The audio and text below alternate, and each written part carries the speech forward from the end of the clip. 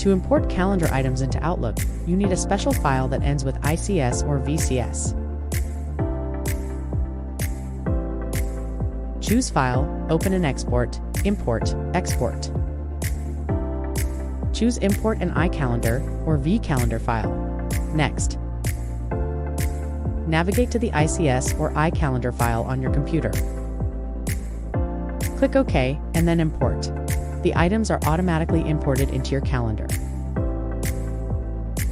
The other way you can access calendars is to add an internet calendar. An internet calendar continually feeds changes into Outlook. Changes you make in Outlook do not appear in the original internet calendar. Select Open Calendar from Internet, paste in the URL from your other calendar. Click OK. Outlook asks if you would like to add this calendar and subscribe to updates. Select Yes. Any events added to the source calendar, such as Google Calendar, now automatically synchronize to Outlook.